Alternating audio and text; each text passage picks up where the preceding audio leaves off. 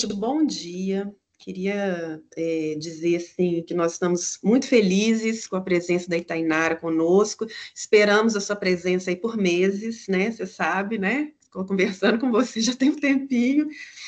E eu queria começar, Itainara, primeiro te agradecendo, né, pela sua generosidade, por aceitar vir conversar conosco. É, Queria te situar um pouco sobre esse grupo de pesquisa. A gente conversou um pouco sobre ele, mas eu acho que é bom, né, falar um pouco antes também. Então, é um grupo de pesquisa do programa de pós-graduação em psicologia da PUC Minas, que se dedica aí a alguns estudos, algumas pesquisas sobre violências. E desde 2023 nós estamos mais dedicados à violência de gênero numa perspectiva decolonial, tentando entender um pouco e com uma hipótese, né, de que muito do cenário que a gente tem hoje sobre feminicídio no Brasil advém de heranças e reverberações coloniais, né, sobretudo que vão demarcar o corpo da mulher de uma forma muito como um corpo territorializado, né, um corpo expropriado, né, muito talvez assim numa mesma perspectiva ou semelhante, como os processos de colonização. Então, Tainara, a gente iniciou essa pesquisa 2 anos atrás, escutando mulheres sobreviventes de violência de gênero, especificamente de feminicídio. E desde o ano passado nós estamos tentando, já entendendo, né, que a gente precisava também começar a escutar outros contextos, outros cenários. Por exemplo, os recortes mais específicos em relação ao contexto indígena, contextos quilombolas, né? Então, a sua presença aqui conosco se deve muito a uma necessidade que a gente sentiu de se aproximar também, né? De contextos indígenas, de epistemologias, né? De entender muito mais, assim, fazer um deslocamento dos nossos estudos sobretudo na psicanálise, né? Eu te falei que a gente trabalha com essa perspectiva da psicanálise, como que a gente nós teve um momento que nós nos deparamos com esse impasse, né? Sobre como fazer uma escuta desse contexto específico da violência de gênero com mulheres indígenas, e a gente entendeu que existem contextos diferentes, como mulheres aldeadas, mulheres que têm um trabalho na universidade, que têm construíram um percurso, né, assim, que articula o mundo da aldeia com o mundo acadêmico, enfim. Também as mulheres que não estão aldeadas, e muitas vezes até por opção, né, assim, por uma outra perspectiva, né, de pensar aí a vivência, né, em si, né, indígena. E aí nós nos deparamos com a necessidade, a importância da gente escutar e conversar e se aproximar, né, com uma mulher indígena, psicóloga, né, militante, atuante, né, tão competente como você, né, a gente sabe do seu percurso, e a sua vinda é muito mais no sentido da gente escutar, sabe, Tainara, a gente está querendo muito, assim, aprender, né, e a gente quer, a sua vinda vem muito nessa ansiedade nossa, né, de podermos é, iniciar a construção, a leitura de outras epistemologias, talvez diferentes das que a gente está mais habituado, ou das que nós fomos formados, né? Então, de início, a gente queria muito ouvir de você um pouco desse contexto da violência de gênero, indígena, né? Mas também iniciar uma conversa, uma parceria que a gente espera que seja muito produtiva e profícua, e que a gente tenha outros encontros também, né? Assim, para a gente poder aprofundar essa discussão, que eu acho que hoje não vai ser possível, acho que hoje é um primeiro momento, né? Sobre todo esse contexto e como que a gente, do lugar da psicanálise, poderia fazer essa escuta, né? De mulheres indígenas que vivenciaram violências de gênero, né? Como que seria isso? Então, bom, Queria te deixar à vontade aí para você se apresentar, para você dizer o que você achar importante. Tá bom?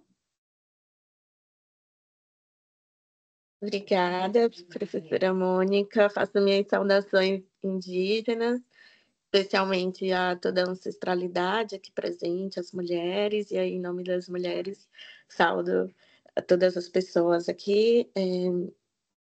Dizer, né, que é uma oportunidade muito maravilhosa da gente estar trazendo esse tema e da responsabilidade enquanto e aí eu preciso situar, né, o meu lugar assim de uma experiência e vivência de uma mulher indígena aqui do norte da Bahia e que eu tenho essa missão de tentar compilar e talvez transcender um pouco essas articulações das violências para a gente pensar essa diversidade das mulheres indígenas no Brasil e quem sabe a gente também pensar essas interseccionalidades relacionadas também à América Latina. Então, agradecer toda a organização e vocês por essa manhã, por estarmos aqui nesse objetivo de escuta e realmente vai ser uma fala, não preparei nada metodologicamente assim estruturado, com slides, dados.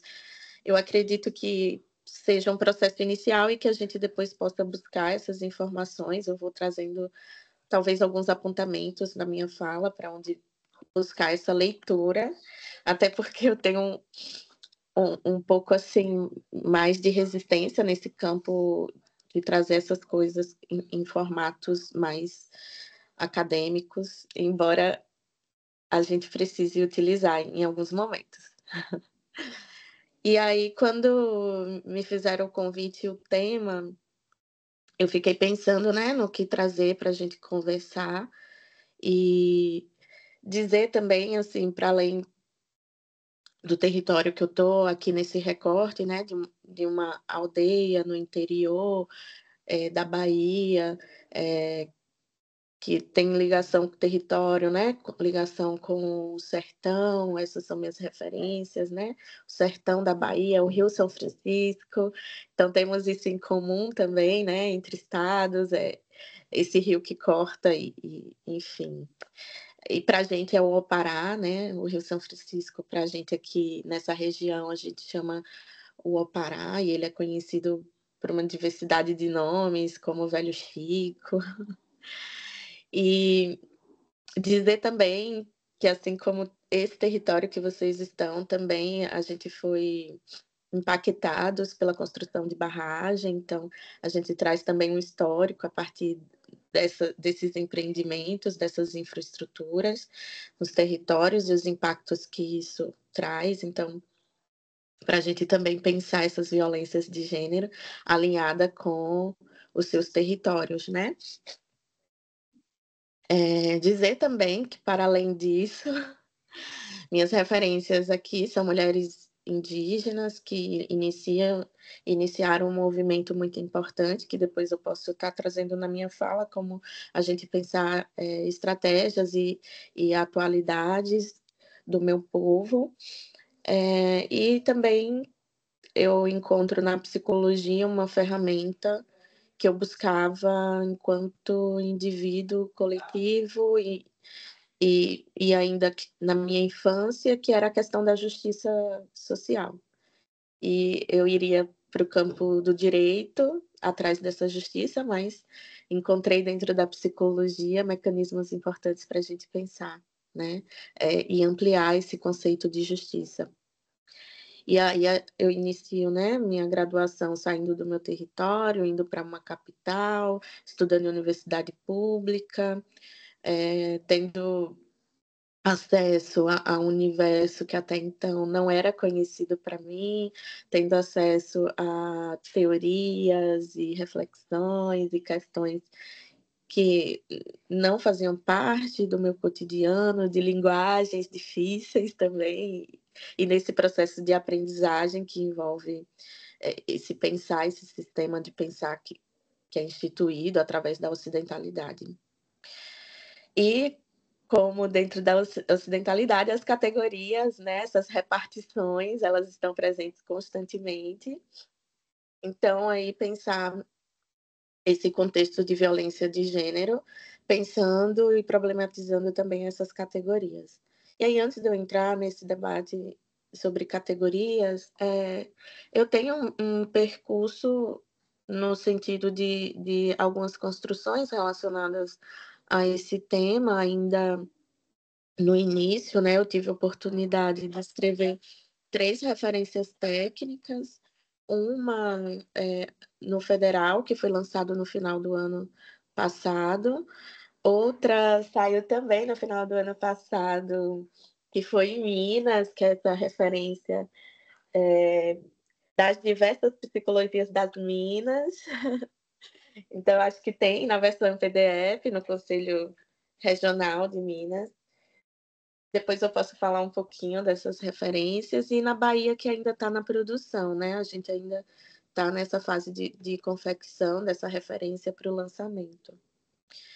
Então dizer, assim, também, acho que desse movimento, a nível maior que está acontecendo também, de outros espaços estarem alinhando e pensando violências de gênero, também trazendo esses corpos, como a professora Mônica trouxe no início, né, que não eram integrados nessas discussões, apenas talvez como objetos de estudo e estando ali nos dados que estavam sendo registrados, mas não enquanto corpos que estão produzindo, escrevendo e pensando sobre suas próprias violências. E aí eu acho que essa categoria ela se articula com outras que são importantes e históricas para a gente tentar compreender e se aproximar um pouco dessas violências direcionadas aos nossos corpos. Então a gente precisaria pensar essa categoria, esse conceito de gênero, que é um conceito não indígena, né, que é uma construção não indígena de identidades, né, e que inclusive essas classificações em algumas comunidades vão ser inexistentes. E em alguns processos também eles serão inexistentes, né? Quando a gente pensa a divisão de papéis, a categoria de mulher e homem, quando a gente pensa em simbologias relacionadas a essas categorias, por exemplo, dentro do campo da nossa espiritualidade, e assim, eu estou falando enquanto uma mulher indígena Tuxá, que talvez não seja todos esses processos para outras mulheres indígenas, de outras etnias, que a gente tem mais de 305 povos, né, uma diversidade muito grande, uma responsabilidade também falar sobre, eh, enfim, gênero, violência, e a gente não entender também do lugar que nós estamos partilhando, e dizer que é isso, assim, não, talvez não seja todas as comunidades indígenas que tenham esses mesmos entendimentos, mas algumas coisas elas acabam se entrelaçando em alguns momentos. Mas dizer, por exemplo, que essa questão de gênero relacionada à nossa o campo da espiritualidade, que traz uma centralidade para a gente pensar a constituição de corpo, e aí quando a gente fala de gênero é importante dizer que nas perspectivas indígenas a gente fala de corpo, né, e trazendo essa discussão mais atual que a academia está tendo contato de pensar esse corpo-território, e que é uma conceituação, uma construção de mulheres indígenas que vieram conceituando esse corpo-território, né. Então a gente pensar essa discussão de gênero como corpo e como uma intersecção, por exemplo, nos processos rituais, dos nossos encantados, dos nossos sagrados, dos chaperis, dessas entidades espirituais que cada povo vai ter um nome, né, vai nomear de acordo com sua língua materna, de acordo com o seu processo linguístico, de que muitas dessas entidades, por exemplo, não têm uma denominação de gênero, né. Eles não se autodenominam como mulher, como homem, eles são, né, e eles vêm e às vezes a gente, dentro das nossas referências limitadas, fica tentando encaixar ali, será que é uma caboquinha, porque tem enfim, não vou entrar muito nesses pontos, mas assim, é como se a nossa espiritualidade, esses processos de relação com o mundo encantado, eles tivessem linhas de frente para cada entidade. Por exemplo, as entidades da água é uma linha, as entidades da mata é outra linha, as entidades do fogo, do astro, enfim, a gente tem algumas divisões, como a gente pensar, por exemplo, o candomblé, né, que tem lá suas próprias referências, tem suas linhas de frente, assim, para a gente também, e às vezes a gente fica querendo encaixar essas entidades em algum processo de gênero, dizendo, será que é homem, que é mulher, que é criança, que é adulto, e quando, na verdade, essa espiritualidade, ela existe e ela não se apresenta, né, em nenhuma classificação de gênero. E isso acho que tem a ver com quando a gente vai pensar gênero, discutir corpo, trazer esses elementos do território, atrelado também ao processo de colonização, né? A colonização traz essas imposições de categorias, da gente pensar o que a Geni Nunes traz no seu livro como a descolonização dos afetos, eu acho que também tem uma ligação muito forte e presente nessas discussões de gênero, pensar a violência, que é essa colonização dos afetos, essa colonização dos nossos corpos e, portanto, a não concomitância, como a Geni traz, né, que são essas impossibilidades de existência diversa. Então, ou tem que ser uma coisa, tem que ser outra, ou você se encaixa nessa caixa, ou você não tem uma autodefinição, ou você não tem uma definição. Então, dentro desse pensamento e dessa filosofia ocidental, as definições elas são importantes e tudo que foge a essa lógica e pressão de se autodefinir, portanto, é penalizado, portanto, é violentado, portanto, é direcionado também nessas violências, atrelado a essas noções também dos corpos que são afetados pelos afetos e os corpos que são desafetados por esse processo de sentimento, de sensibilização, e por isso a gente pensar, por exemplo, as questões LGBTQIA+, como também, né, esse processo de violência por não ter uma autodefinição no sentido do que essas populações normativas enxergam relacionados a esses processos da população LGBTQIA+, né? Os discursos é muito comum dizer assim, a bissexualidade, mas você não se define, não se encaixa em um ou é outro, e isso é uma safadeza, né? Nessa linguagem comum, assim, quando coloca essas relações, trazendo esse lugar da autodefinição também como um processo de colonização dos afetos.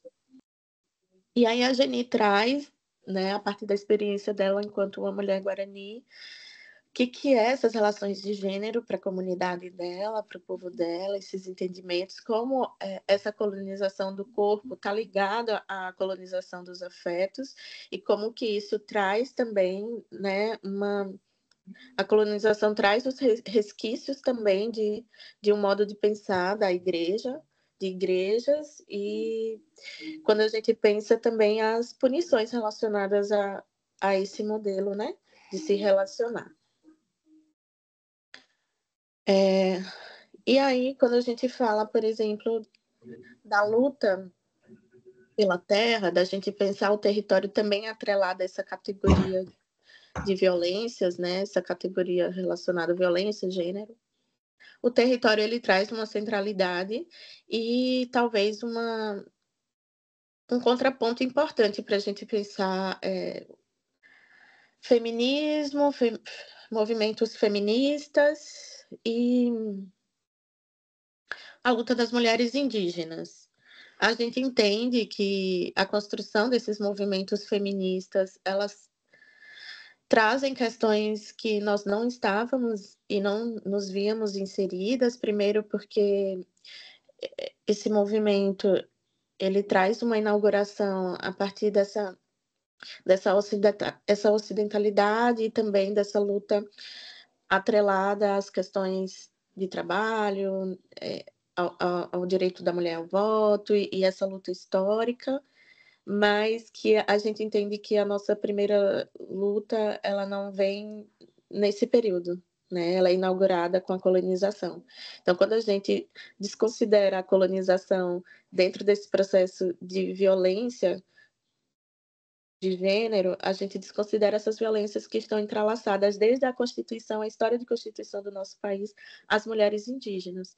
Então, até hoje, a nossa primeira luta, né, e isso é comum, é um discurso comum do movimento das mulheres indígenas no Brasil, que nossa primeira luta é a luta pela terra.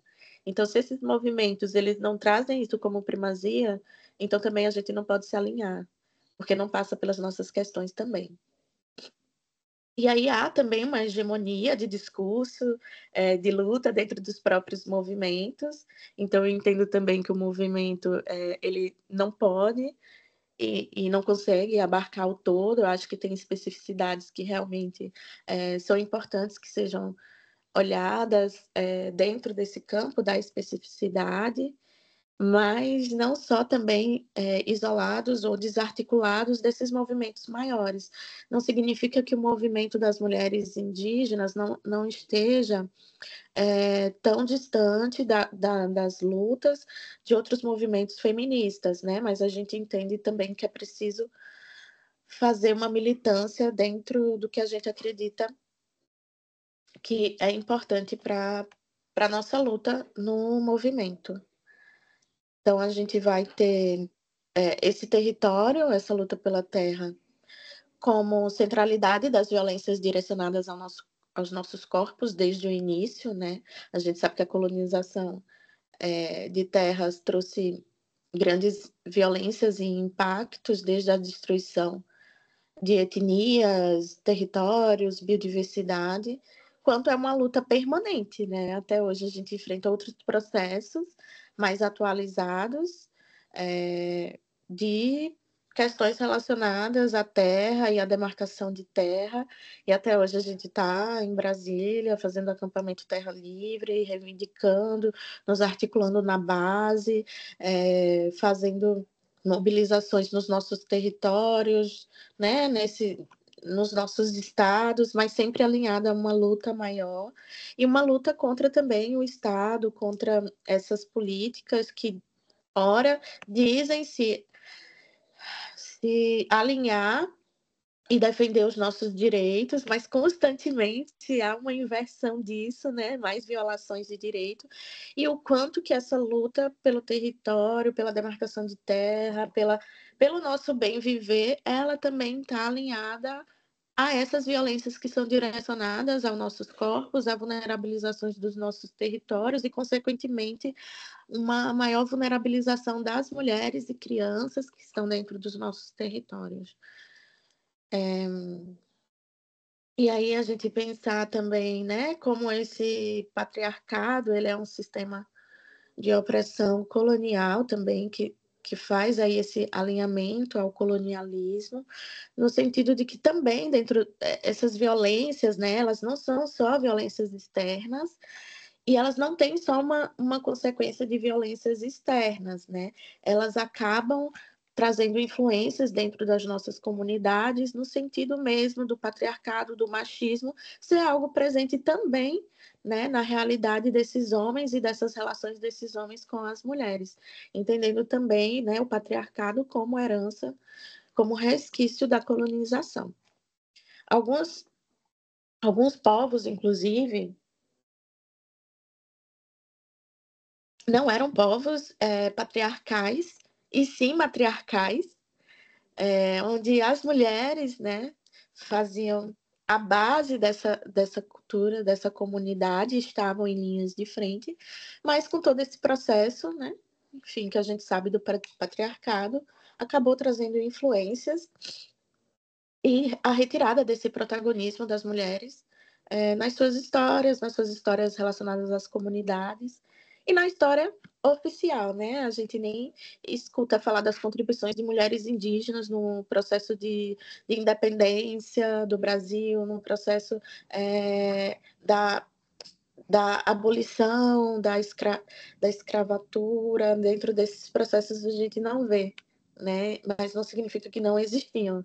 Mas há, dentro da historiografia também, né, dessas narrativas oficiais, esse apagamento desse corpo e das contribuições das mulheres indígenas também na luta pela liberdade, na luta pela independência do Brasil e nas trincheiras mesmo, né, nos acampamentos, quem ia para a linha de frente. Às vezes a gente só coloca e nomeia os nomes de homens, né, que foram tidos como heróis, e faz esse apagamento dessa memória das contribuições das mulheres, especialmente as mulheres indígenas, no nosso país.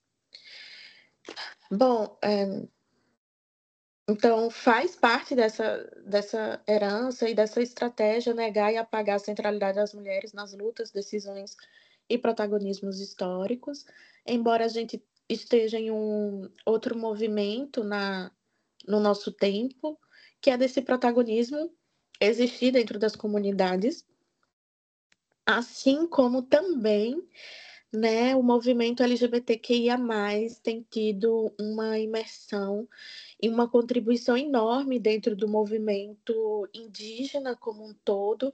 Então, quando a gente vai para esses grandes movimentos, como o próprio ATL, a gente consegue visualizar recentemente, né, esses protagonismo de mulheres, do público LGBTQIA+.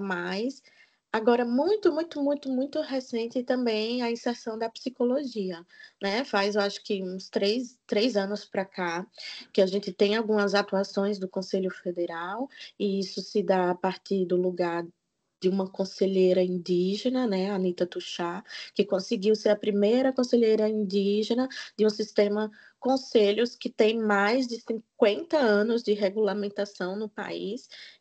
E 50 e poucos anos depois, a gente vai ter, né, a primeira mulher indígena a ocupar um cargo de conselheira de gestão dentro do sistema conselhos.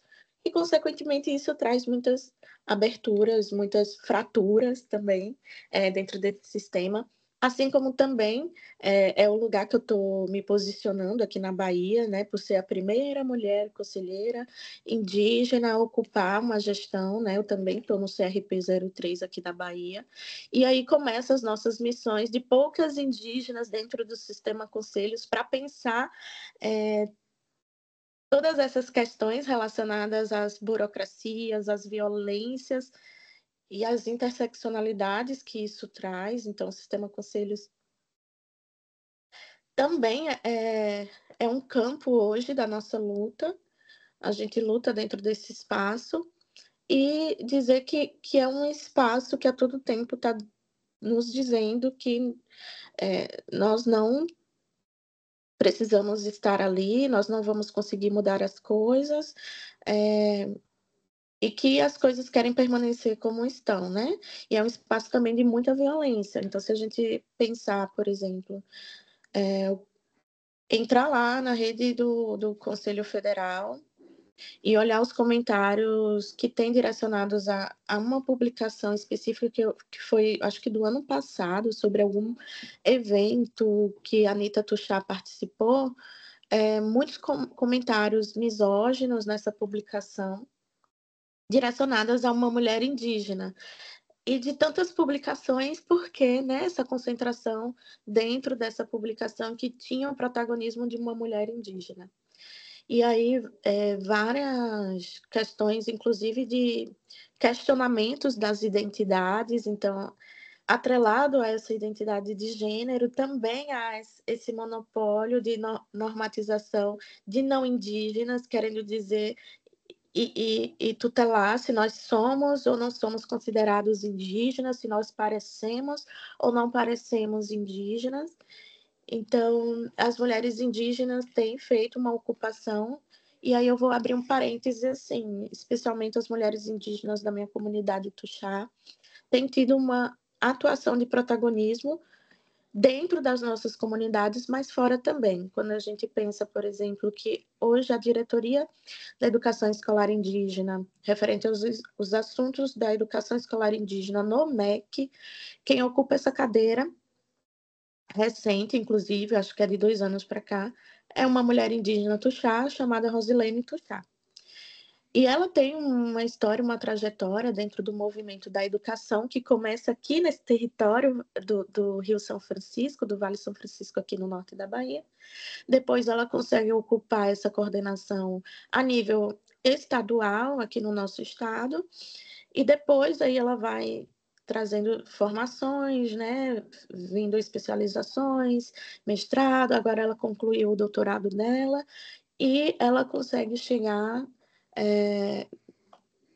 a nível nacional, com impacto muito maior, relacionados aos assuntos de educação, e eu trouxe essa questão da educação porque é uma centralidade para o meu povo. Depois eu vou trazer um pouco dessa história, porque a luta das mulheres do meu povo também é articulada com a educação. Então, a gente pensa também dentro dessas identidades a questão do racismo, né, muito presente e muito forte, e dentro dessas discussões, o que a gente compreende, o que a gente assemelha, né? Eu gosto de trazer a Julieta Paredes, que é uma mulher indígena boliviana, que ela traz pensando ali junto com outras mulheres indígenas, né? E aí essa articulação com a América Latina, da gente pensar América Latina, esse território diverso, esse território que abrange, traz diversas realidades, inclusive quando a gente estava falando em uma mesa sobre corpo-território, eu estava falando sobre esse corpo-rio, né? Esse corpo de constituição tuxá atrelado ao Rio São Francisco, às águas, a esses elementos simbólicos que constituem nossa identidade. Então, quando a gente pensar corpo, violência, é importante pensar o que constitui esse corpo e, portanto, o que violenta também esse corpo, e aí a gente pensar esse corpo no território, essas violências no território também é uma violência direcionada a esse corpo-território.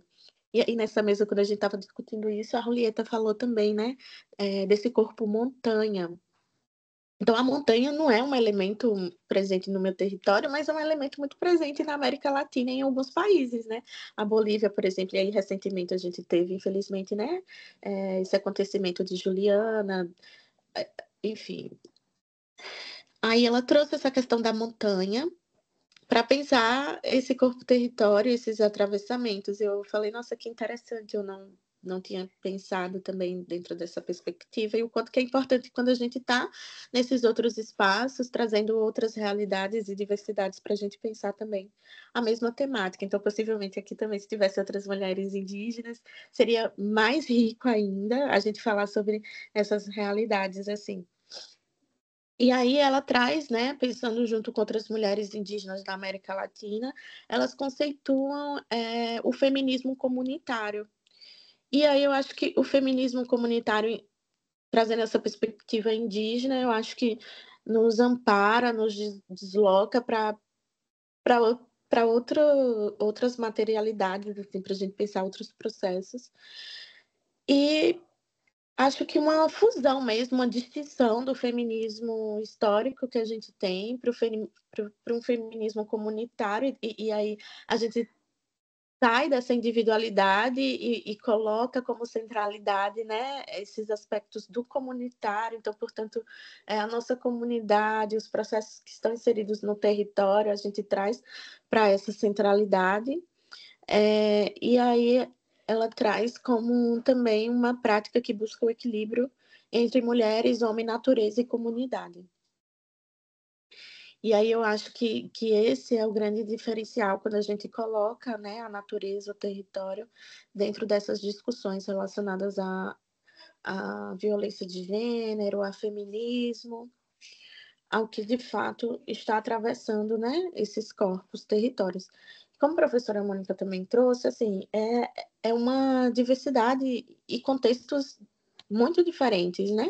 O contexto de você estar em aldeamento, o contexto de você estar nas grandes cidades, nos centros urbanos, o contexto de você ser uma mulher indígena em situação de rua ou carcerária, ou imigrante, como a gente tem algumas etnias da América Latina, né, nesse processo de imigração forçada aqui para o Brasil, como os Warau, que é uma das etnias que tem bastante, assim, né, que vem da Venezuela, estão aqui em alguns estados e em situações e expostas a violências diversas, principalmente mulheres, e quando a gente pensa nossas políticas públicas também é um alinhamento a esse processo de colonização dos nossos corpos, quando, por exemplo, a gente tem as discussões do conselho tutelar envolvido com a guarda dessas crianças e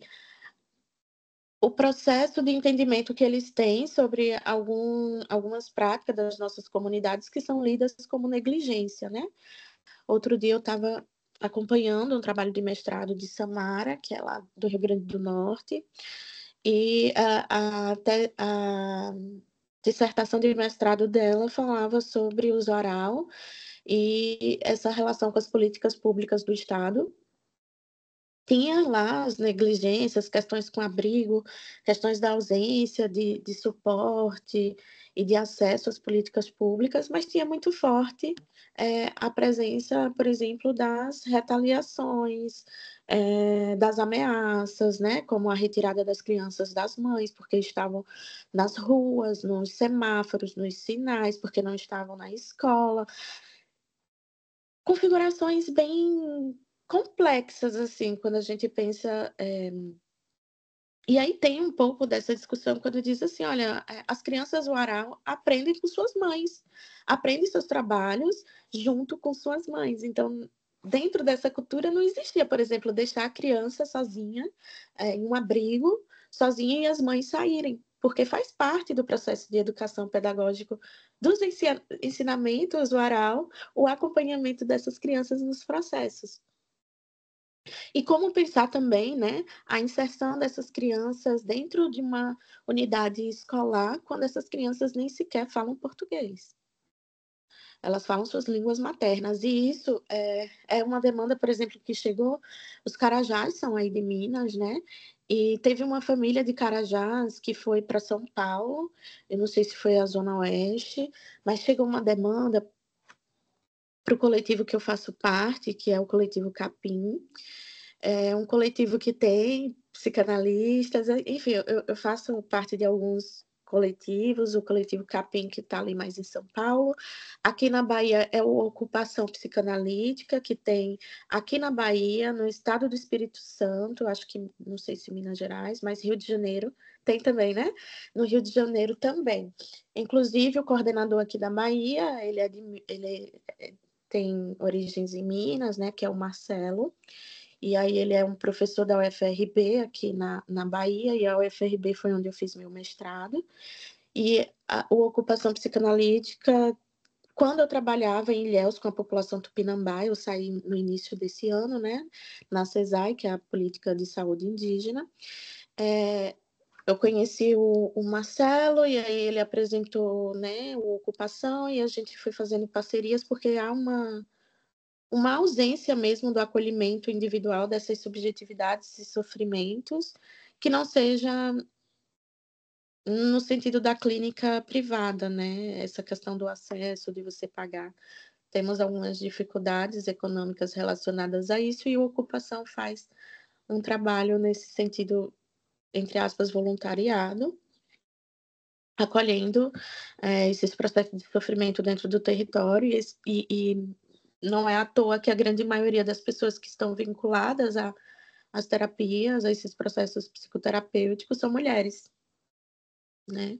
E isso diz muito, então, também das disposições e sofrimentos que nós vivemos, mas também, ainda de uma ausência de cuidado desses homens indígenas, nesse processo também de saúde mental e, consequentemente, a reprodução ainda de violências diversas direcionadas, né. A autoviolência, eu ia entrar mais na frente nessa questão dos dados, mas acho que eu vou falar um pouco. Então, essa autoviolência, né, dos homens, no sentido de que eles também sofrem com essa estrutura, né, com a performance, dessa estrutura para os homens também, ela é perversa, claro que em proporções totalmente diferentes, e de mulheres, né, as mulheres, sofrem mais, mas também os homens trazem esse processo de sofrimento quando nos dados, e esses dados eles não são dados públicos, assim, eu acho que alguns são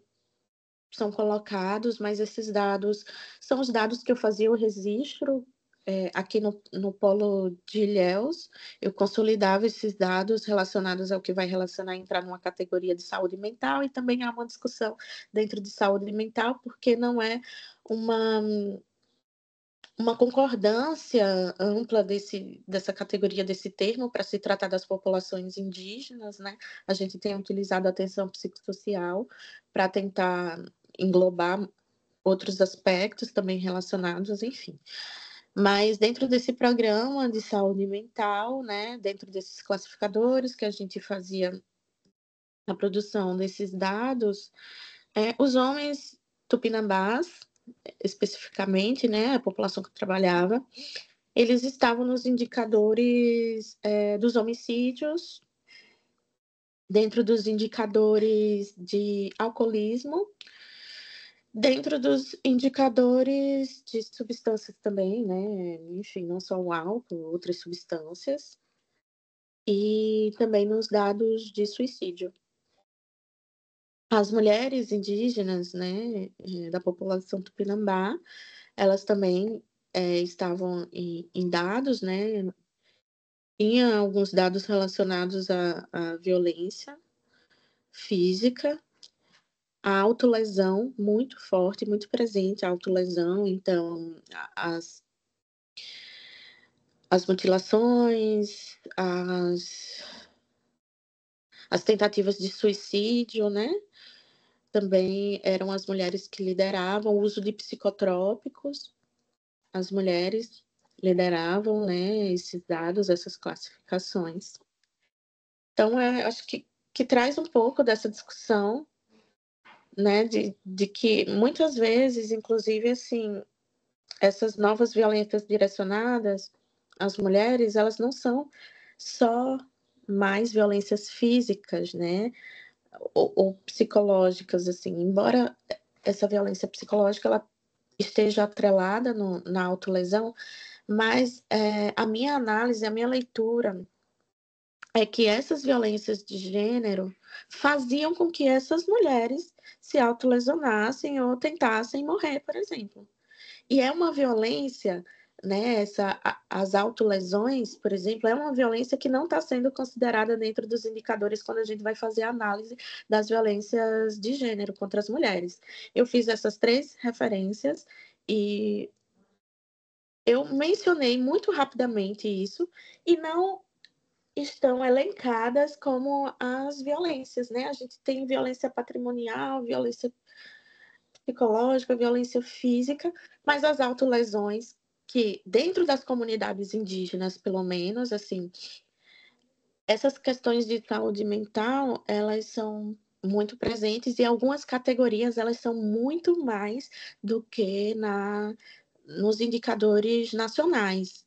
A pesquisa do IPEA de 2023, por exemplo, trouxe essa questão o diferencial dela trouxe essa questão.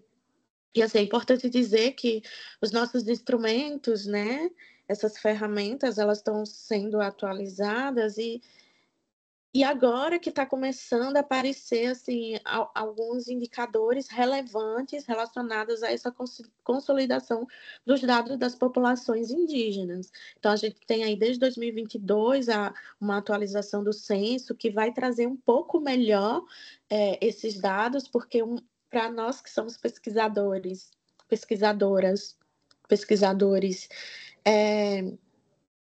os dados das populações indígenas é algo que é muito difícil a gente encontrar, principalmente em determinados temas que não são tão pesquisados ou aprofundados, que a gente tem muitas dificuldades em relação a isso.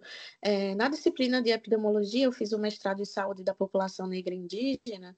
A gente teve uma disciplina de epidemiologia, e aí quando a gente foi fazer as análises dos indicadores de saúde das populações na Bahia, a gente sequer na base de dados tinha alguma informação sobre povos indígenas em um estado que é o segundo estado maior da Bahia. Então, assim, às vezes eu queria ter ido para a área de epidemiologia para poder produzir esses dados, eu queria, mas Não tenho nenhuma afinidade e habilidade relacionada a isso. Admiro os epidemiológicos, porque misericórdia, estatística e outras questões assim realmente não é comigo. Mas então é isso, assim, a gente tem uma lacuna nas produções de informações das populações indígenas em qualquer serviço que a gente esteja, simplesmente por uma questão que a gente chama de racismo. Racismo institucional, gente. Quando eu estava trabalhando como psicóloga dentro de uma unidade de saúde, de uma política de saúde, né, de atenção primária, o que eu tive que fazer, primeiro que a psicologia chega atrasada dentro desses espaços, e me desculpa utilizar esse termo atrasado, mas na minha perspectiva outros campos estão muito mais à frente e de interação, de produção e de conhecimento e de acesso da população a esse conhecimento mesmo, sabe? Então, quando a psicologia chega dentro dos territórios indígenas, primeiro a gente tem que dizer o que a gente vai fazer. Primeiro tem que estabelecer um vínculo, porque são pessoas que não conhecem o que é um psicólogo. Ou eu tô sendo professora convidada, né, desse semestre aqui na UNEB, que é a Universidade Estadual da Bahia, atuando com população quilombola, uma de licenciatura em educação quilombola, aqui na região próxima onde eu moro, e aí era uma disciplina de psicologia e educação quilombola, e aí primeira coisa, porque como eu já trabalhei com povos indígenas e estudei, né, a população negra, eu sei um pouco dessa ausência da psicologia, então eu fiz só para confirmar, se eu vou testar um pouco, vou sondar aqui, vou investigar aqui o que essa turma sabe de psicologia. E aí são pessoas, lideranças de comunidades, inclusive eu tenho um público muito mais velho assim do que eu, inclusive alguns idosos e tudo. E aí quando eu pergunto, né, a psicologia diz, professora, a gente sabe o que é psicologia, mas ela não chega no nosso território, não.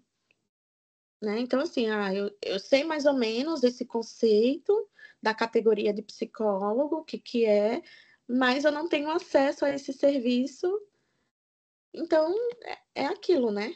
Eu não sei literalmente o que fazem, e aí a gente vem dentro desse campo da saúde mental com muitos resquícios de preconceitos, de estereotipias, então a gente vai começar esse processo de desconstrução da saúde mental, desconstrução da psicologia e pensar uma psicologia comunitária que pise, né, seus pezinhos, né, nos territórios diversos, na terra, no chão histórico daquelas comunidades, né, pensar essa psicologia comunitária mesmo, de entender, né, os processos que estão relacionados ali àquelas populações e nos territórios, como um fator também de promoção de saúde, de proteção, de articulação com o que já existe, já tem.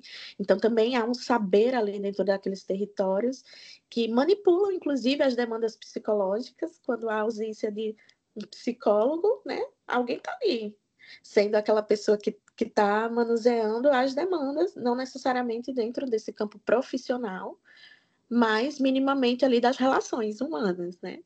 Prestando aquele suporte, enfim.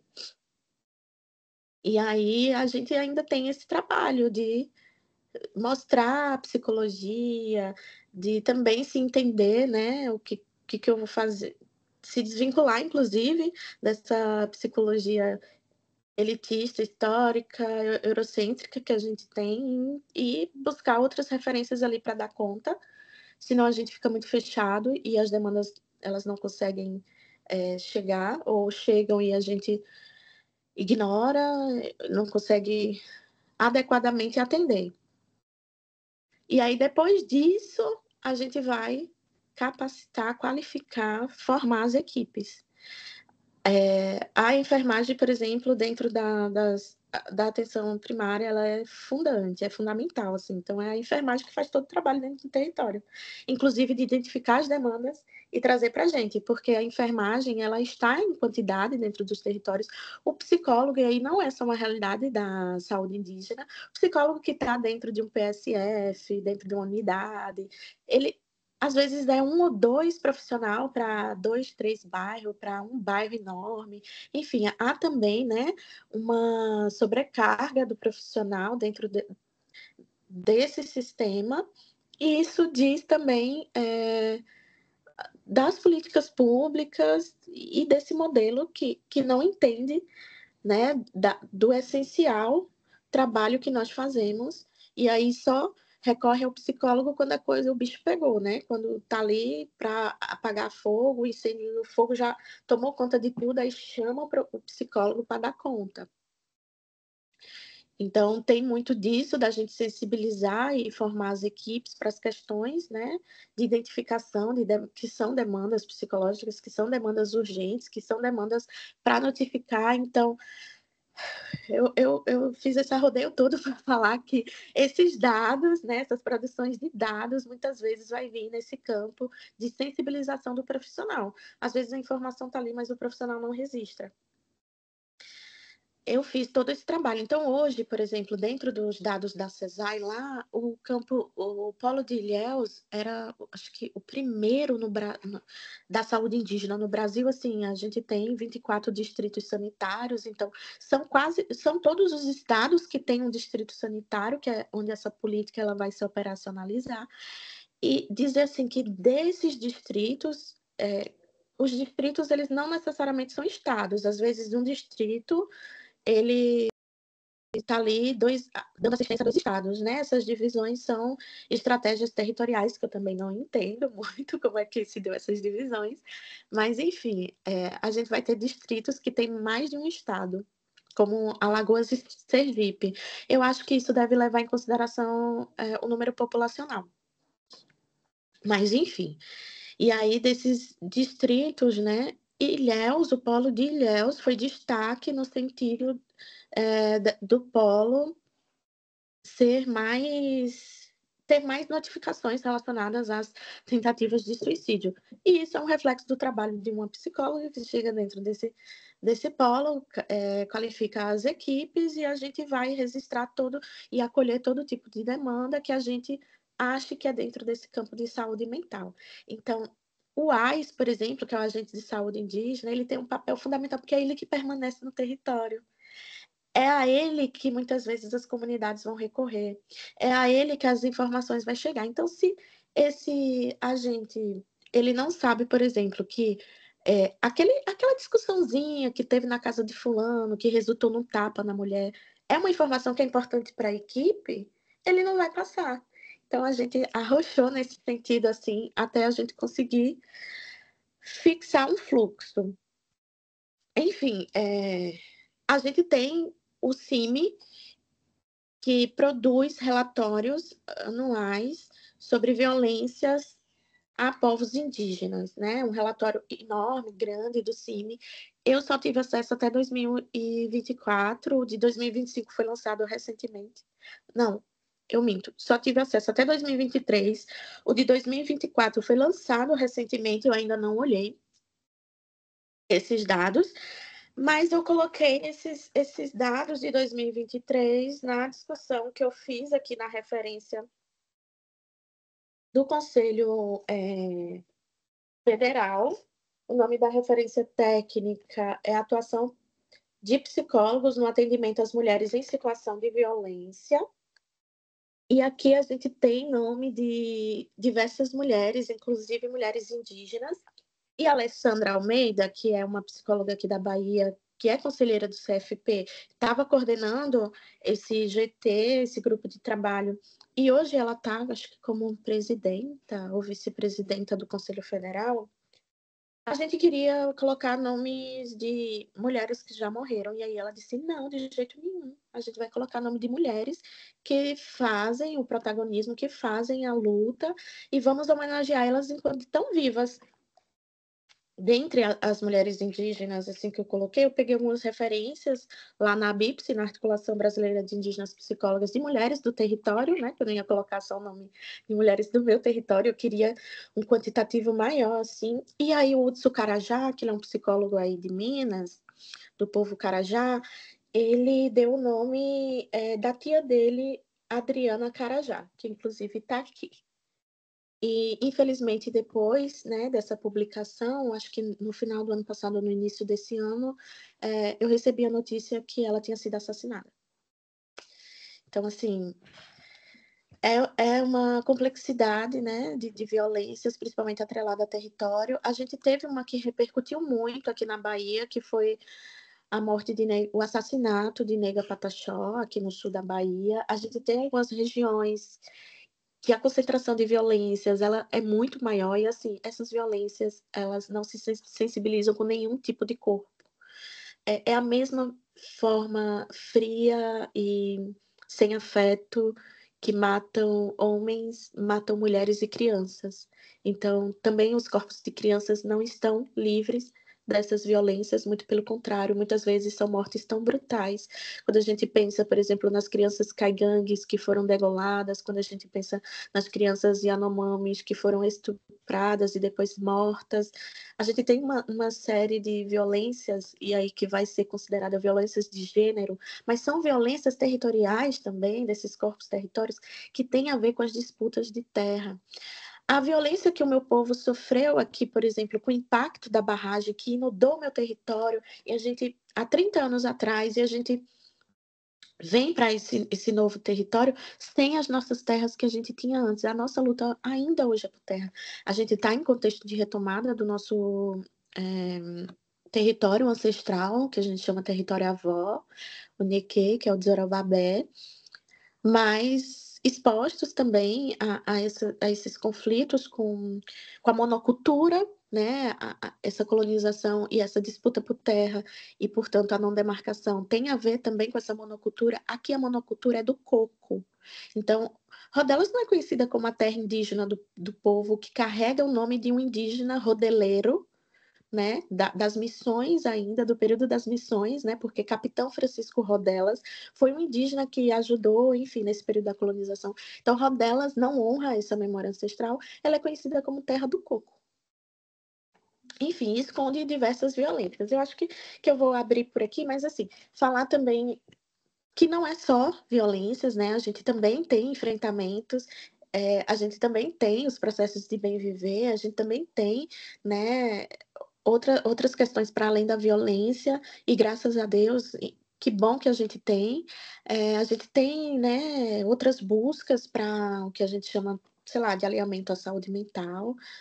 E a educação escolar indígena, ela é uma estratégia que começa aí já no final, né, nessa transição da construção da barragem da velha cidade para a nova, com as mulheres saindo para uma formação que a FUNAI, juntamente com o Ministério da Educação, fizeram para que elas fossem professoras de magistério em outras aldeias, e aí na década de 90 elas conseguem voltar para o nosso território e fundar uma escola, porque as escolas dos municípios eram racistas, a gente não frequentava, quando frequentava sofria violência, então elas entenderam que era fundamental, inclusive para a resistência da nossa cultura, ter uma escola dentro da nossa comunidade, que a gente fosse acolhido nas nossas especificidades, e que não fosse só visto os conteúdos dos currículos comuns, mas trouxesse os elementos e as pedagogias dos territórios e dos povos de cada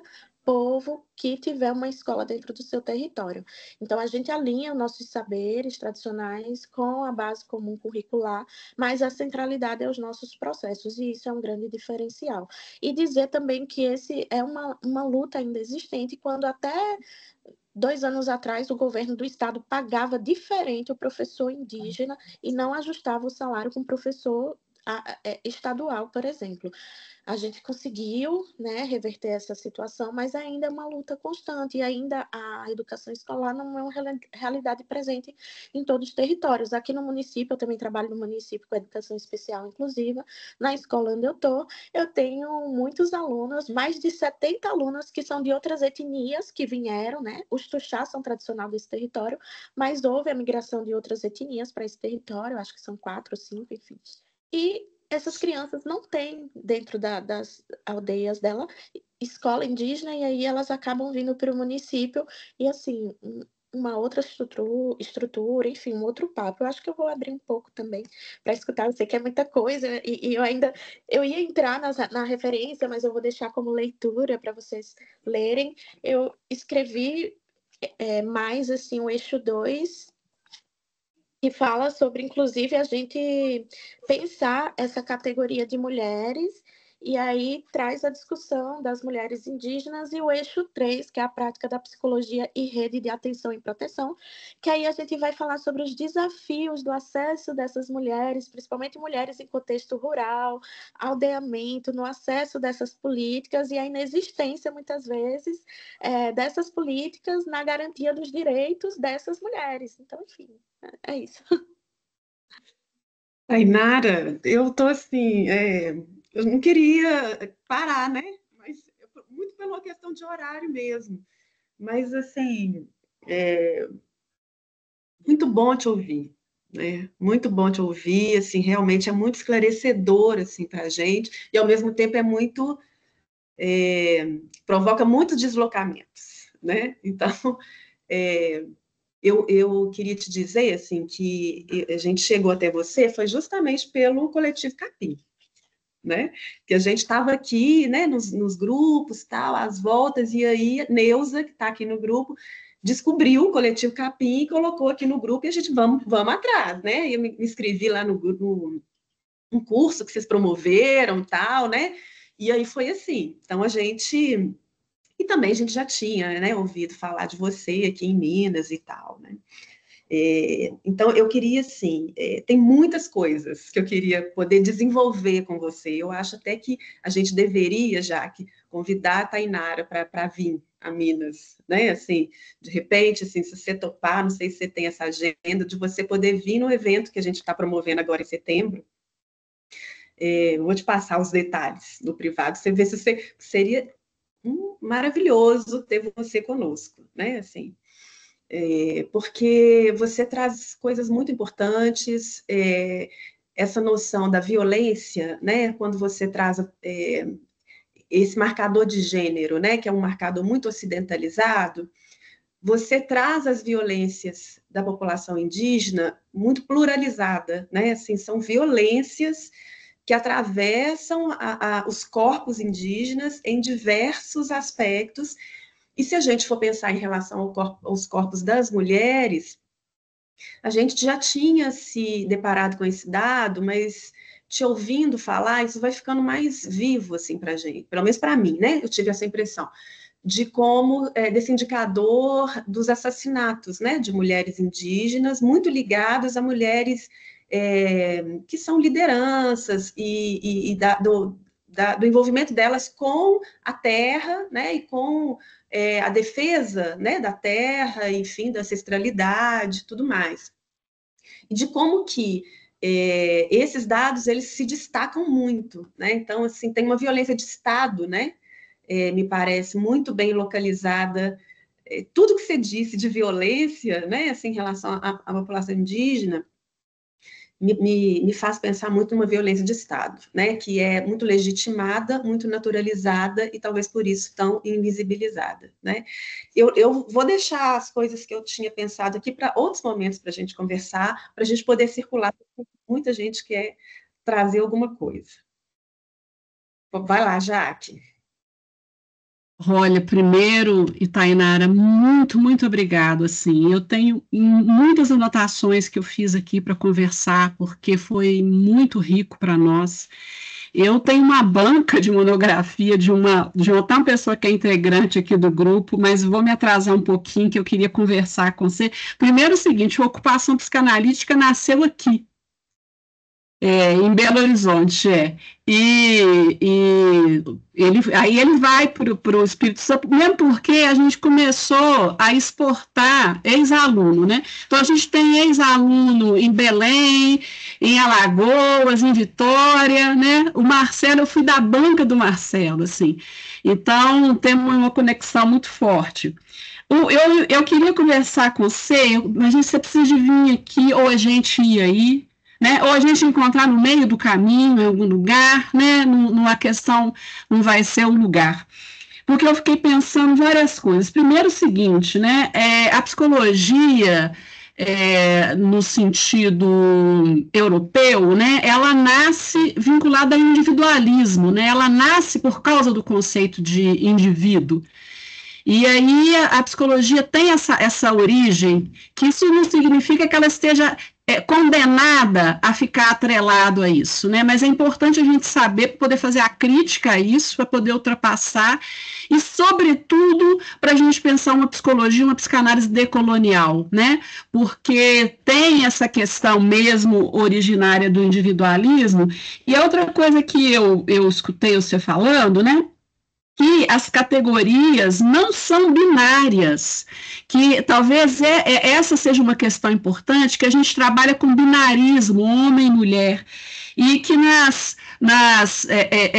cosmovisões, nas propostas de relação do povo indígena com a natureza, não cabe as categorias binárias, né? A gente vai ter que fazer um certo movimento da nossa cabeça para poder pensar isso, e eu até estava olhando na nota do Conselho Federal, né, na página 11, se usa a ideia pessoa-ambiente, né? Eu até fiquei pensando, sabe, Itainara, se não seria, não sei, eu não sei nada, se não seria encantado corpo-ambiente, né? Eu não sei se pessoa, porque pessoa também é uma categoria que vem do cristianismo, né? Pessoa é uma vinculação da filosofia grega com a filosofia cristã, mas não sei. Mas o que eu queria te falar mesmo, te perguntar mesmo, é o seguinte, entendi a questão da saúde, de trabalhar com os agentes de saúde, achei isso o máximo, mas o que eu queria te dizer é que a gente ficou pensando que talvez a ideia de corpo-território, que é uma ideia ancestral dos povos indígenas, a gente ficou pensando que talvez esse corpo-território, ele não é separado, ele está junto. Até a gente escreveu ele com hífen, corpo-território, como se fosse a mesma coisa. E na nossa pesquisa, o que a gente sentiu é que o patriarcado separa esse corpo do território e aí quer dominar esse corpo como se fosse um território. Então, a gente usou essa imagem linguística de pensar no conceito de corpo-território que vem das mulheres indígenas como algo que é junto, e aí a gente então colocou corpo-território com hífen, como se fosse uma coisa só. E nas violências que nós vimos, a primeira violência é separar esse corpo do território e depois usar esse corpo como um território a ser colonizado, dominado, violentado.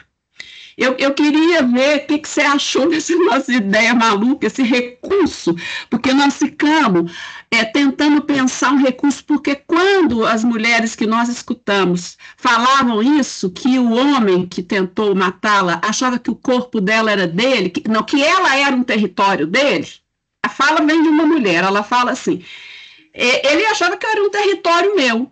Aí que a gente construiu essa ideia, mas nós vimos que ela é diferente da luta das mulheres indígenas sobre o corpo-território, porque é um corpo-território só. Você entendeu o artifício que nós arrumamos? Nós entendemos que o corpo-território das mulheres indígenas é uma coisa só, né? Mas só que a palavra sempre é limitada, a palavra não dá conta de expressar verdadeiramente o que a gente quer. Então, a gente juntou no hífen, né? Queria ver o que você pensa disso, né? E é isso, né? Por isso que é um feminismo comunitário, porque não tem separação, né? Desculpa a minha falação, é que eu fiquei empolgada. Obrigado demais. Falei rápido para... Tainara, vamos deixar a Ana falar, que aí você faz uma...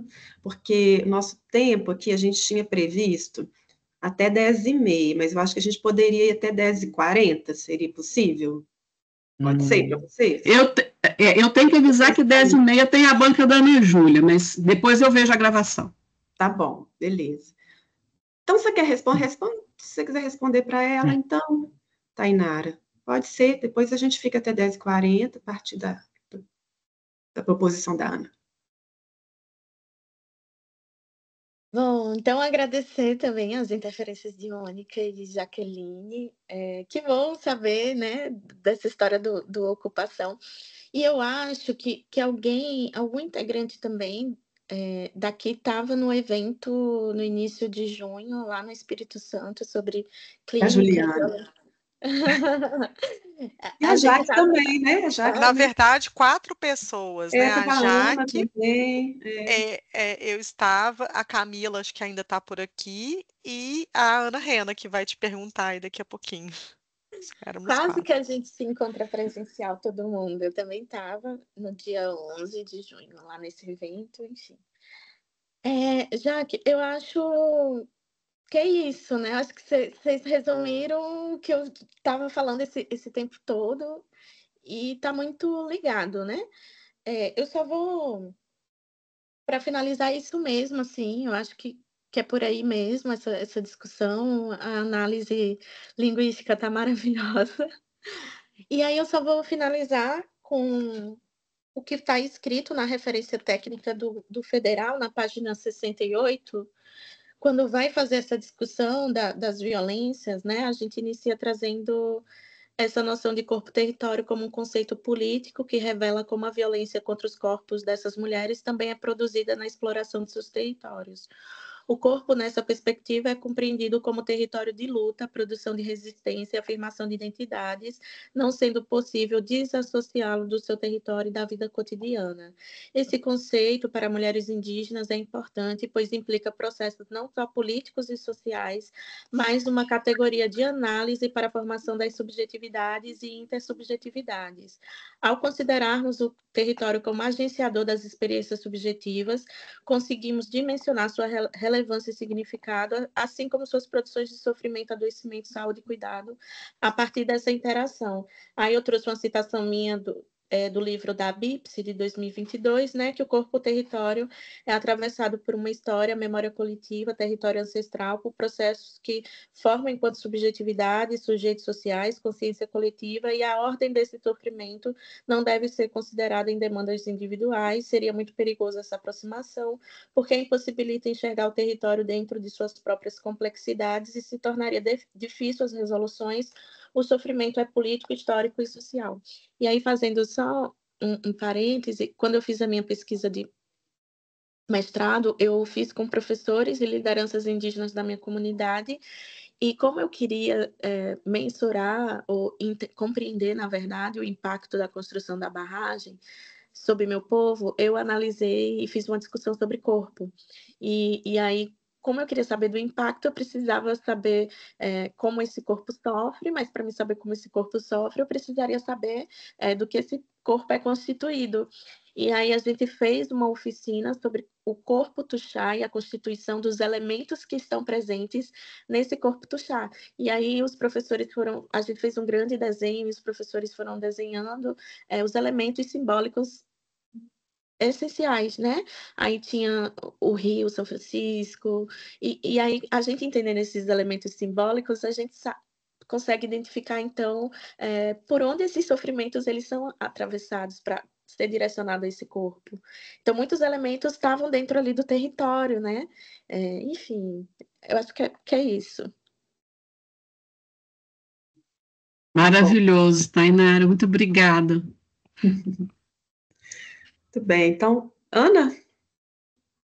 Tainara, é a segunda vez, então, na verdade, que a gente se vê, quer dizer, que eu a escuto e é sempre um prazer, viu? Eu fiquei muito, muito feliz de te conhecer lá no Espírito Santo, lá na UFES, foi ótima aquela mesa, e muito bom te ouvir hoje. Eu queria conversar um pouquinho com você a respeito da formulação das políticas públicas, Tainara, que eu vi que você circula por aí também.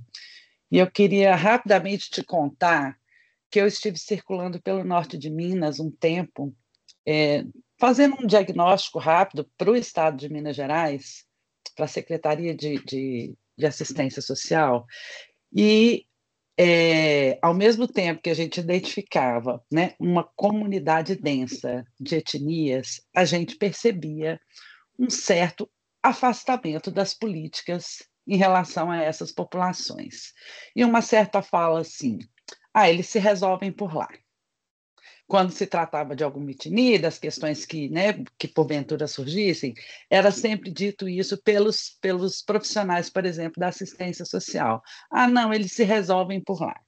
Um certo descompromisso justificado por uma lógica comunitária diferente do que é a lógica do restante da população. E sempre que a gente provocava alguma discussão, já no nível de gestão, a gente ouvia assim: olha, comparar essa atenção e esse olhar a um certo identitarismo, ou seja, negar as realidades, tanto quilombolas quanto indígenas, né? Com a justificativa de que a política é universal, ela não pode se aliar aos identitarismos. Eu acho isso um perigo enorme, assim, mas eu queria te ouvir um pouco sobre isso. Assim, como é que você percebe as políticas suas, a educação, né, nessa relação com as comunidades, tanto as comunidades indígenas quanto as quilombolas, né, no sentido de não reconhecimento, e eu acho até que de uma certa desresponsabilização. E muito, muito, muito obrigada. Eu adorei a sua fala. Foi muito bom. Aprendi coisa pra caramba aqui. Estou igual a Jaque, anotando tudo.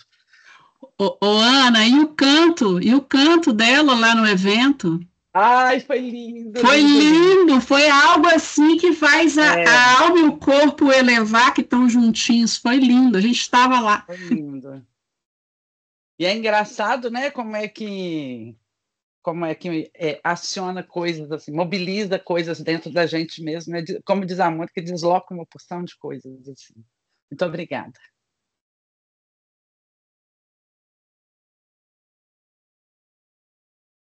Tem mais alguém? Não, né? Dá Então... tempo?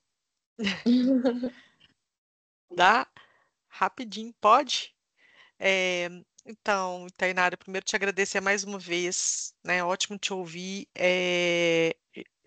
Não é a segunda, já te ouvi outras vezes, mas foi realmente lindo no Espírito Santo, foi muito bom e o canto ali no final, até ia sugerir, se der tempo, assim, né?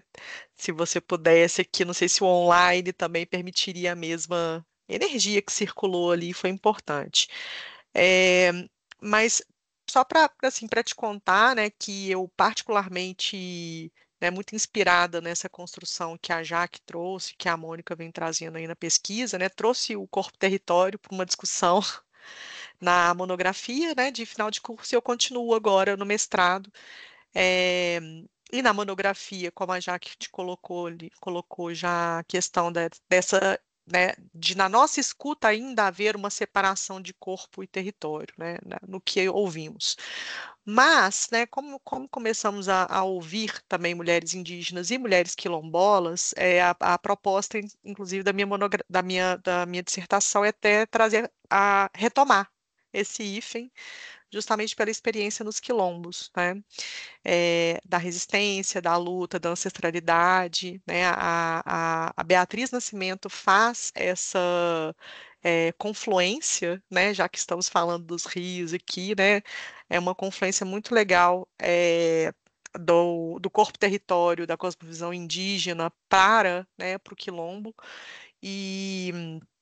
Mas assim, eu fico pensando, né, a provocação que eu estou fazendo para mim mesma é uma provocação de pesquisa, o que a psicanálise pode produzir, né? É entender esse saber, é entender, e achei muito legal você falar da oficina, né, para construir o corpo do chá. É, Talvez é preciso mesmo, né, ter uma compreensão, né, desse corpo-território antes, né? E o que a psicanálise pode produzir pode trazer para a clínica, né, no sentido clínico. Como você teve essa experiência com ocupação, né? E imagino que talvez até pelo coletivo Capim, né, que tem a presença de outros psicanalistas. Como é que você tem visto isso? Você acha que já tem uma sensibilidade nesse sentido, na prática clínica, né? Como que isso está se dando, assim, para entender se também é um caminho possível, né? Que é justamente isso que eu estou dialogando aí sob orientação da Mônica.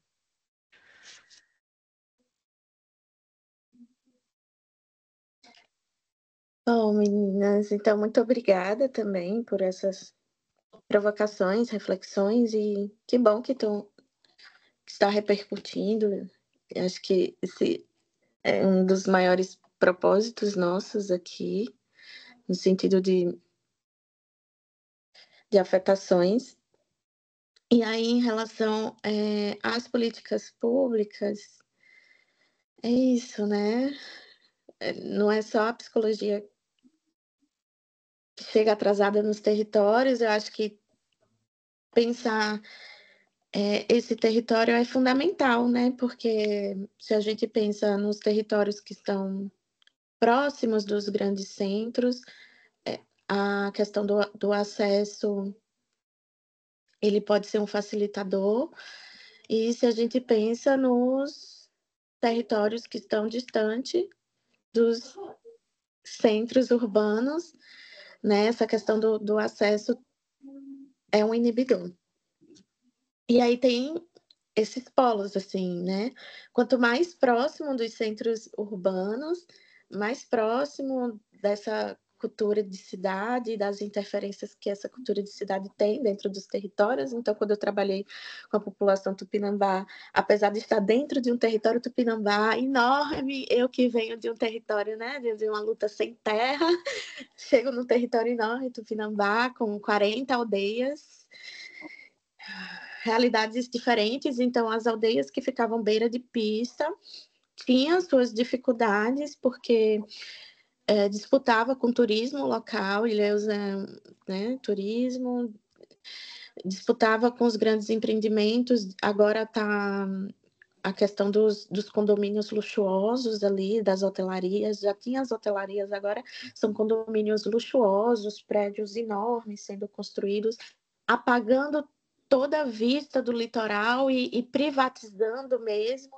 Então, a população tem pouco acesso por exemplo, às praias e aos modos de vida, né? Porque, por exemplo, a alimentação dos tupinambás, o modo de vida tupinambá vem dessa relação com os mangues e com as praias, né? Eles comem muitas assim, coisas relacionadas a frutos do mar, mariscos, enfim.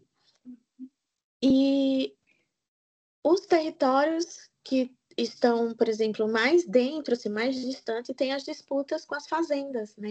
Ilhéus é histórico esse conflito com os tupinambás relacionados ao cacau. E aí é isso, sabe? As interferências. Cada aldeia parece ser um território diferente, com demandas diferentes, demandas psicológicas, inclusive, diferentes, assim.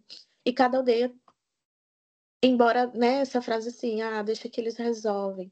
Embora cada aldeia também tenha suas respostas e estratégias terapêuticas, não anula o fato da responsabilidade do poder público ali, né? Não exime a responsabilidade do profissional da categoria de assistência social a fazer seu trabalho dentro ali.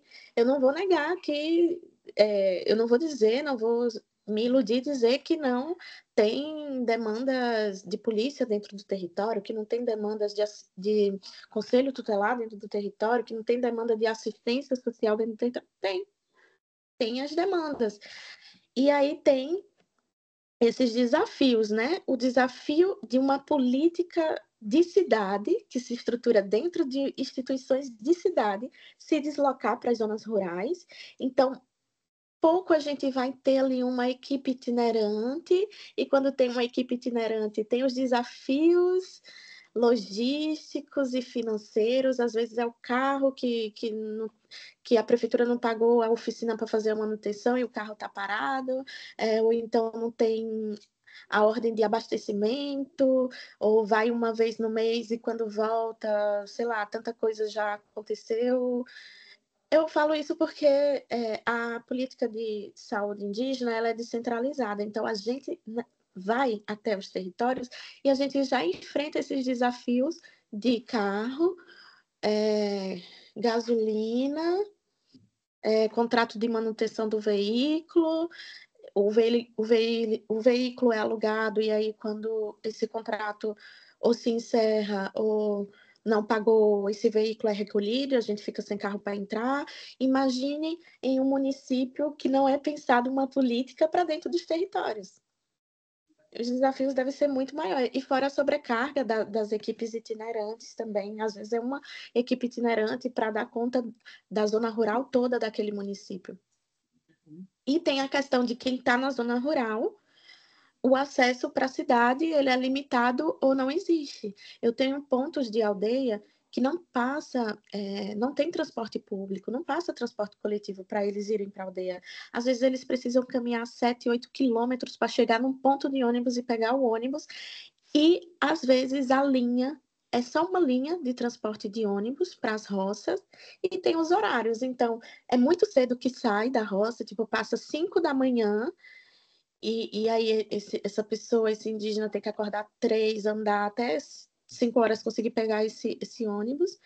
E o horário que volta ou é 11 da manhã ou é 17 horas da tarde. Então, muitas vezes, quando você vai resolver uma coisa na cidade, você tem que passar o dia todo, porque, né, essa questão da logística.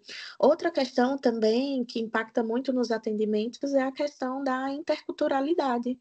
Então, são equipamentos, são profissionais que não desenvolvem a interculturalidade, que não têm um processo de formação para compreender a interculturalidade. Então, há desafios linguísticos. Eu tenho uma realidade de uma comunidade específica que não fala direito português, enfim, é um português, mas é um modo diferente ali da linguagem deles de se comunicar. É uma comunidade assim, e o nível de entendimento deles também, com a língua portuguesa e com as explicações é limitado, assim, eles não entendem literalmente, no literal que a gente está, há uma dificuldade nesse processo de comunicação de linguagem para que eles entendam. E aí, muitas vezes, né, esse indígena precisa do auxílio de outra pessoa que tem uma expertise e que domine esse mundo não indígena para que eles consigam resolver sua vida, suas coisas. A gente teve, né, a realidade aí dos machacalis que foram muito enganados, nas cidades, nos mercados, o seu cartão Bolsa Família ficava com o dono do mercado, e que pegava, né? Tem uma questão assim também com os machacalis que não falam português, tem a questão também, depende muito da zona de conflito dessa cidade com os territórios, com os indígenas. A gente tem a realidade de Serra do Padeiro, que é o cacique Babau, uma liderança que foi muito criminalizada, inclusive, que esses indígenas não podem frequentar Baurarema. Baurarema, dentro das políticas que elegeu Jair Bolsonaro, foi a cidade na Bahia que mais votou em Bolsonaro, por exemplo. E esses indígenas não podiam ir para essa cidade, então não acessavam o serviço, esse serviço também não acessava seu território, eles tinham que ir para a cidade vizinha. Ou eles iam para Ilhéus, que ficava muito mais distante para eles irem para Ilhéus, ou para um outro município pequeno, que era São José, e que não tinha tudo que eles precisavam. Então, assim, há desafios enormes presentes dentro dessas políticas públicas, e como alguém falou, não sei se foi Jaqueline ou se foi Mônica, né, que definiu essa violência de gênero atrelada também à violência de Estado. Então, a gente pensar também nisso. E a pergunta sobre o lugar da psicanálise, eu acho que tem sido esse o lugar mesmo da escuta e de entender isso que se escuta e absorver isso que se escuta em um lugar de cautela, pelo menos a experiência que eu tive, assim, junto da ocupação com o coletivo Capim, é esse lugar do cuidado e da cautela, assim, de não imediatismo, até porque a gente está falando de temporalidades diferentes, de processos de vínculos diferentes e de reconstituição de vínculos. Então, a primeira vez, por exemplo, que Marcelo Mariana Bruno Emanuel e Edna Abadia, que são os psicólogos que primeiro foram no território do ocupação psicanalítica, que foram no território Tupinambá, eles chegaram em uma oficina de cuidado dos profissionais e que tinha liderança, profissionais que são lideranças indígenas e tal. E estava no dia do jogo da Copa do Brasil, estava uma loucura assim, final do dia e tal. Quando a gente chegou assim, eles se apresentaram. Marcelo, né, traz no corpo dele essa marca da brancura, da branquitude, um homem dos olhos azuis, branco, cabelo grisalho, da academia. E eles chegam e se apresentam nesse lugar da academia. Houve uma rebarba, assim, das pessoas indígenas ali, porque a academia ocupou historicamente essa relação. Então, também é uma reformulação dos vínculos e das relações que requer um certo cuidado. Essa pesquisa que eu falei sobre o Zoral, né? O Zoral só aceitou Samara porque antes de Samara chegar e dizer eu quero pesquisar com vocês, ela já desenvolvia um trabalho, um vínculo com eles, né? Ela estava ali trabalhando, surgiu a oportunidade do mestrado, ela viu o tema, consultou, a consulta prévia junto aos povos indígenas ela é fundamental. Às vezes o pesquisador vai ali com um tema que ele acha que é interessante para ele, mas para a comunidade não diz nada. Então, quais são as demandas, as urgências dessa comunidade? Como nós podemos contribuir com a luta dessas comunidades? Então, tem muito desse lugar também, dessa aproximação e dessa aproximação com tempo, com cautela, e que muitas vezes a academia não tem. O meu mestrado foi um fracasso assim, em relação ao tempo. E eu só consegui dar conta porque eu estava pesquisando com minha comunidade, eu era uma pessoa indígena, e, enfim, consegui agilizar que a FUNAI autorizasse, tive que dar meus pulos, assim, entre aspas, para a autorização sair. Eu só tive tempo, acho que de 2 meses ou 3 meses para pesquisa em campo, e foi, enfim. Então é isso, acho que é muita coisa. Tainara, então, a gente quer te agradecer demais, assim, depois a gente quer com calma te contar um pouco como é que a gente vem desenvolvendo essa pesquisa. Isso que você falou agora no final é fundamental, nós nos demos conta disso, assim, antes de chegar nesses territórios, assim, para entrevistar as pessoas, a gente entendeu que a gente precisava tentar se incluir, né, assim, se apresentar, se apresentar não do lugar da academia necessariamente, mas como pessoas que se interessam pela cultura indígena, que queriam aprender, né, enfim, isso fez toda a diferença para nós, né, assim, os territórios quilombolas, indígenas, que a gente conseguiu se aproximar, né, então muito, muito, muito importante tudo isso que você está dizendo, e a gente realmente, eu vou te chamar aí depois para a gente poder organizar sua vinda a Belo Horizonte, viu, porque nós queremos ter um tempo maior com você, e poder, né, gente, realmente estabelecer trocas, assim, mais presenciais. Então, infelizmente, eu vou ter que terminar, porque a gente estourou muito aí o nosso tempo, mas foi muitíssimo prazeroso e muito rico, tá? Muito obrigada pela sua generosidade, você ter tirado um tempinho aí para conversar com a gente, fez muita diferença no trabalho da gente, viu? Muito obrigada. Depois eu vou te mandar a gravação, tá? Tá bom, obrigada, Mônica. E aí eu gostaria de finalizar também trazendo uma poesia para esse momento assim que a gente também tem, né? Uhum. Esse lado das artes da poesia muito forte. E dizer que é isso, né? Nós somos filhas das águas e é na correnteza que seguimos quebrando pedras e abrindo caminhos, fazendo essa menção da confluência, e aí eu finalizo então atendendo o pedido de um canto que diz muito desse lugar assim da nossa pedagogia, da epistemologia, desse conhecimento nosso nesse lugar de dizer que dessa humildade, né, desse nosso conhecimento, ele é da terra, ele não é nosso, assim, né, é muito partilhado. Então, vou pedir licença à ancestralidade, ao meu povo.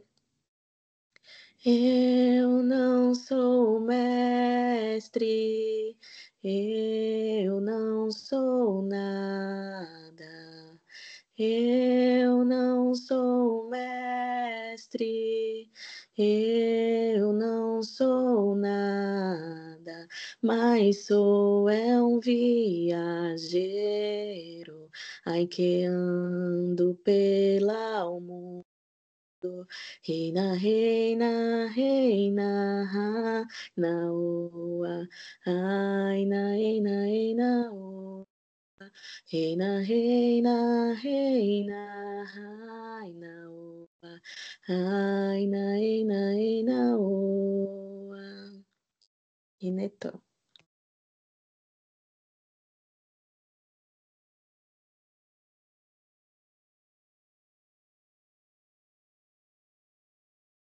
Mônica, a gente não escuta.